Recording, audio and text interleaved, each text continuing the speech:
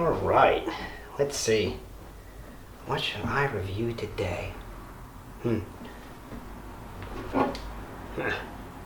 Taurus PT-140 Millennium G2. Nice gun. I already reviewed that though. Ooh, how about this? Smith & Wesson Model 28 Highway Patrolman. Now that's a gun. I think I already reviewed this one too though. Well, how about the good old 1911? I'm not done customizing this. I'm going to make a video on it. I want it to be finished. Well, what else do I have?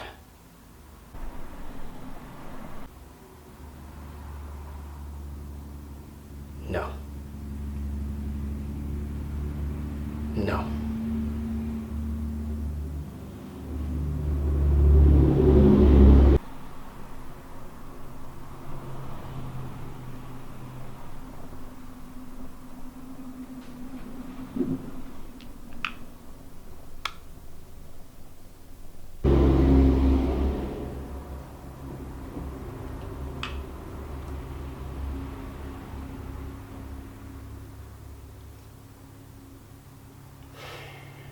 Son of a bitch.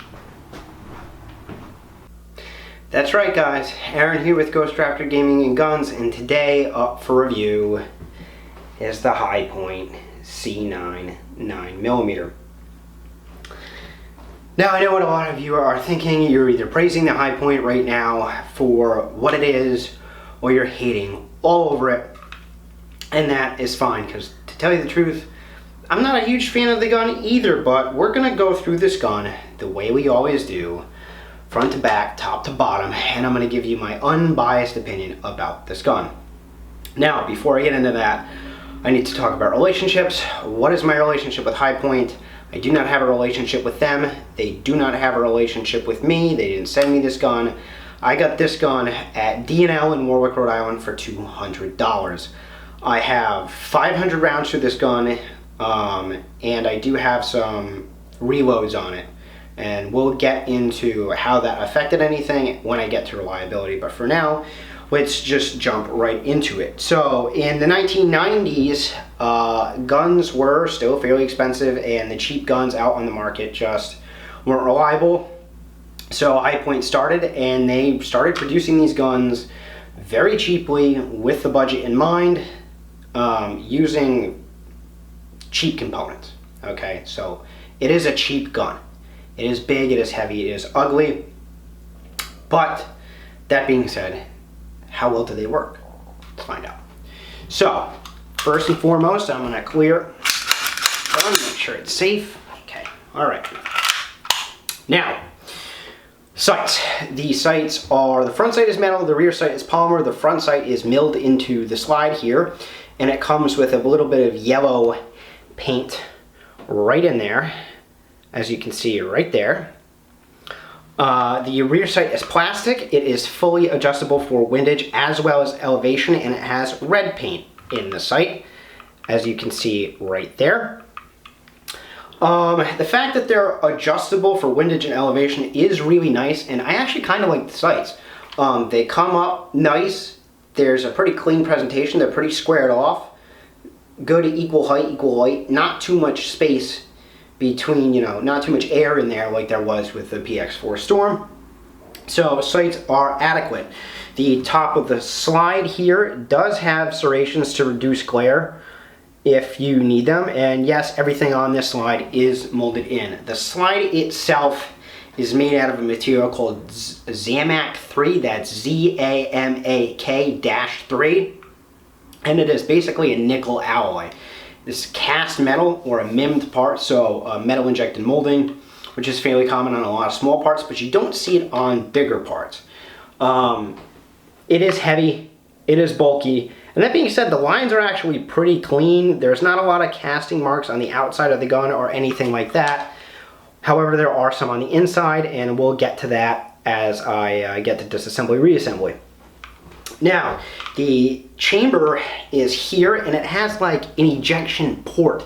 It's not a Browning design where it has this tilt barrel, and so it has this open kind of top to the ejection port.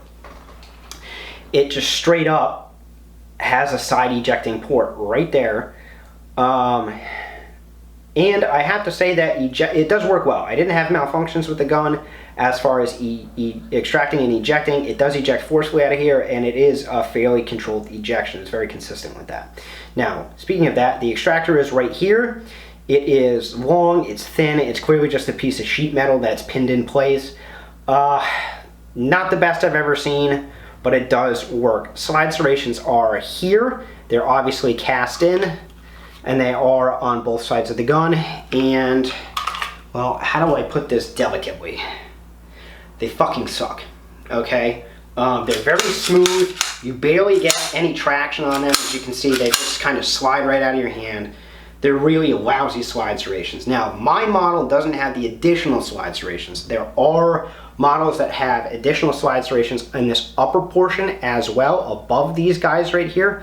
It's like halfway back, and then it goes all the way to the back of the slide on both sides. I'm sure those are a little bit better, but the slide serrations are completely useless to me. So what I did was, when I inserted a magazine, I would just grip and rip, or I would come over the top like this and charge it that way, and I got better traction on those slide serrations. But overall, because the slide is so big, it really fills your hand, and it made cycling the gun very easy. Now, let's talk about the safety. The safety is a 1911 enthusiast's worst nightmare. It is almost too positive in the fact that it's just this bent piece of sheet metal right here that you can see. It's spongy, it's stagey, it's soft. It does lock up positively and lock down positively, obviously, but it just kind of sucks. And if you go down and you don't take it off literally completely, the gun will not fire, actually, which is a real pain. So I don't like it for that. Alright, so let's talk about the dust cover area. There really isn't one. There's a dust cover here, but there's no pick rail, there's no accessory rail. There's a fly going around me, driving me nuts, sorry. The trigger guard is curved forward, squared off kind of, so you can put a finger there and wrap it around with your support hand if you want. It is small, it is tight, and it's even tighter if you put on their proprietary lasers or whatever that they have, which sucks. The beaver tail, however, is quite generous. So when you put your hand in there, you can kind of see just how far back it comes on my hand. So it is nice. It's not bad at all. I do like that, but how does it help with slide bite? Because that's the whole point, right? With a nice beaver tail, you don't want the slide to be running back and slashing at your hand. It didn't exactly do 100% with that. That being said, I have a very high grip. I really pancaked the shit out of my palm swell in there. And so what I noticed was, when I was firing this, occasionally it would come back and it would rub right there on my thumb. It didn't cut me, it didn't create a blister or anything like that, just occasionally it would rub and I would notice it. So you're probably okay if you don't have a super high grip like I do. But that being said, it did happen to me. Now, moving on from there, let's talk about the grips. The grips are slightly textured, mostly smooth. They do have some contouring to it to make it more comfortable to hold. It's not great. It is rather slick. I wouldn't want to have this in any kind of wet environment. By the way, trigger guard is not undercut, and there is some texturing right here on the front strap, as you can see there, and on the back strap, as you can see right there. So you do have a little bit of texturing on the front strap and the back strap, but the grips are pretty smooth, and by the way, they're just held in place with these Phillips head screws, which I'm sure were put on the gun just to make it more cost effective. Let's talk about the barrel. The barrel is a 3.5-inch barrel. It is slightly crowned, and it is a fixed blowback design, so the barrel doesn't actuate, it stays in place.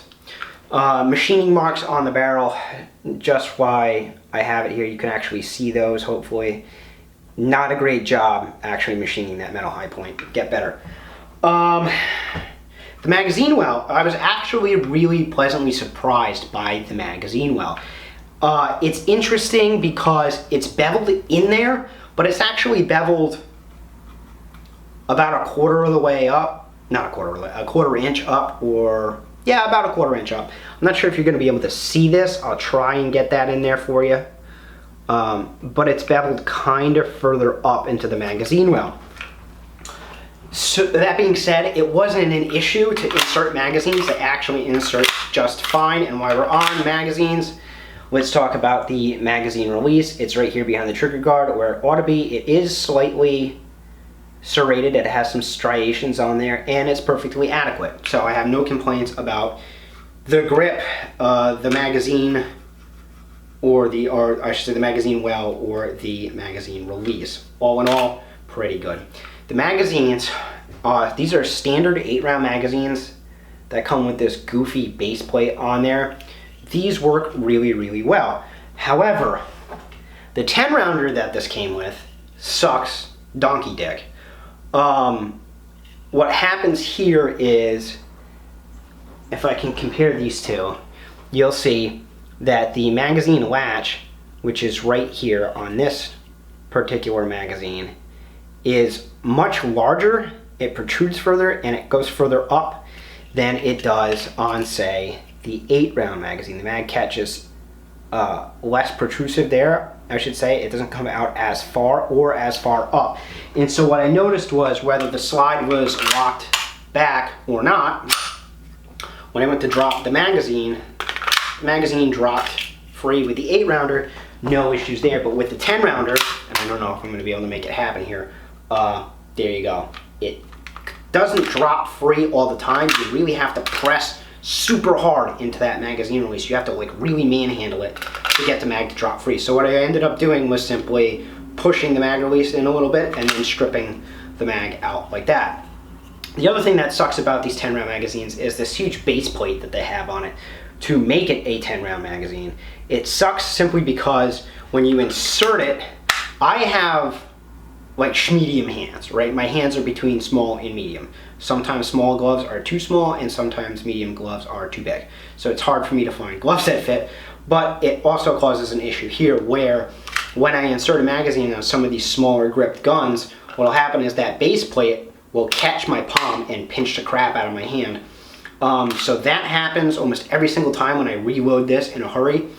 And then of course, on top of all of that, there's almost no point in having 10-round magazines because this one would only feed 8 rounds reliably. So why would I ever put this in the gun when I could have an 8-rounder instead? And then the other thing on top of that is it really adds a lot of height to the gun overall. As you can see, it protrudes much further than the 8-rounder and adds a lot of height. So there's 0 point in using these 10-round magazines. And if I was to whatever reason buy additional mags for this high point C9, I would buy exclusively 8-rounders. I think that about covers everything as far as features go. How about reliability? How did it do? Well, as I mentioned before, I have 500 rounds through this gun, and I had 2 failures to go into battery with reloads. With factory ammunition, it was 100%, and the only thing that I had to do to get those rounds to go into battery, by the way, was simply give it a tap on the back of the slide. They popped right in, they fired, they ejected, no issues. So they're reliable guns. We're going to talk about accuracy in just a minute, but let me show you the trigger before I get into accuracy, because there is a direct correlation between how good the trigger is and how accurate the gun is. A gun with a really, really good trigger is going to be a lot more accurate than a gun with a really lousy trigger. And unfortunately, the High Point doesn't have a great trigger. So first of all, it's curved really hard and forces your trigger finger into the middle of the trigger pretty firmly, so it's hard to get a lower grip on there if you want to get that leverage. The next thing is there's a magazine disconnect on this gun, by the way, so if you're a safety freak, great. If you don't like magazine disconnects like I don't care for them, then you're not gonna enjoy that. So the trigger has about a 0.5 millimeter of play, and then it's just a hard wall right there. Then you get just a hard break every time. The other thing is this gun isn't like a lot of other guns where you can cock it back partially to check the reset. No, you gotta go all the way back with it. So, shit, I screwed that up. Magazine disconnect always messes me up, so let me pull the trigger back. Okay, let's see if that worked. Yeah, okay. And then your reset is also very lousy. It's literally all the way out. And it is barely audible and not tactile, so you don't feel it and you can barely hear it reset. And then if you're at the range and you're wearing any kind of ear pro, you're never going to hear it reset. So basically you're just letting the trigger creep its way out and then you're firing again. So the trigger is very heavy. It is not good. It's kind of gritty, kind of spongy, and it just kind of breaks. I mean, it's really not a good trigger. Not to mention the fact that it's like 8 pounds. It's a pretty heavy trigger. So the trigger on the High Point is abysmal. But how accurate is the gun? Well, being a direct blowback 9mm with a fixed barrel, it should be a pretty accurate gun. Let's take a look. The trigger certainly didn't help me, but this is me, 7-yard standing Winchester 115 grain full metal jacket. So, trigger mastery is required. Here is, let's see, how the hell did I work this out? Okay, so I have 2 rounds here, and then this one is that flyer due to that abysmal trigger. There is 2 rounds up there, and then again a flyer down by this group right here. So again, trigger mastery is key. Then I have 2 rounds here, and then 1 flyer went way up there. But here's about, with practice, a lot of practice, here's what I think the gun is capable of. 2 rounds through that hole, and then 1 right there, which is about 1 1/4 group, and then 2 rounds to the same hole there, and then this one over here. So I think if you really practice with the gun, you can get 2-inch groups, but for the most part, you're gonna struggle to do better than 4 inches, especially if, let's say this is the only gun you can afford and somebody breaks into your home, adrenaline's flowing, you're not really focusing on your fundamentals. I think 4-inch groups, 7 yards is about what you can expect from this gun. But if you really practice with it, or even get an aftermarket trigger for it, and believe it or not, they do exist. There's a company that makes a flat face trigger for it. I don't know what company it is. I'll have to look it up and put the name of that company or a link to it in the description, as well as my link to DNL and my link to Patreon. Remember, $1 a month goes a long way supporting the channel. So, is the High Point worth the $200? If you absolutely positively cannot afford another handgun, then yes, they are reasonably accurate. They are cheap. They are reliable. They have some redeeming qualities. Excellent magazine well. Magazine release is fine. The sights are good. The grip overall is acceptable. So, you know, as heavy as they are, 40 ounces by the way, as heavy as they are, as ugly as they are, as clunky as they are, and as abysmal as the trigger is, they are fairly accurate, they are reliable, and they are cheap. So you could actually do worse if you got like a Jennings or something like that. But let's talk about maybe some competitive options. Well, there's not a lot out there at that $200 mark. You have like the Heritage Rough Rider and 22 Magnum, single action, I guess you could do that. Other than that, there's not a whole lot. I would say you'd have to find like a used Sky CPX.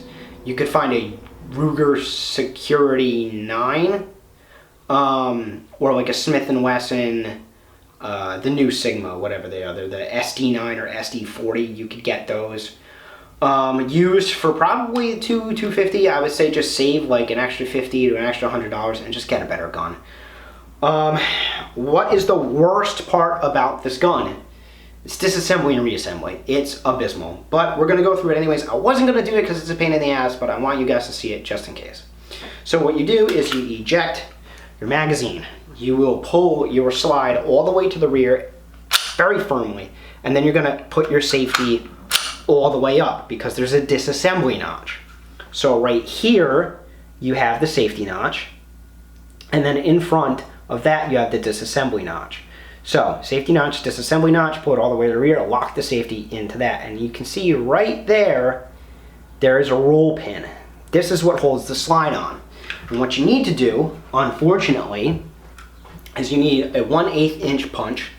You'll put that on the pin, and you'll bump it out with a rubber mallet, plastic mallet, whatever you got laying around. It's a High Point, so really, who gives a shit? So, Let me do that real quick. Okay, now remember that's from the left side of the gun and it comes out the right side of the gun. And it needs to be put back in the same way.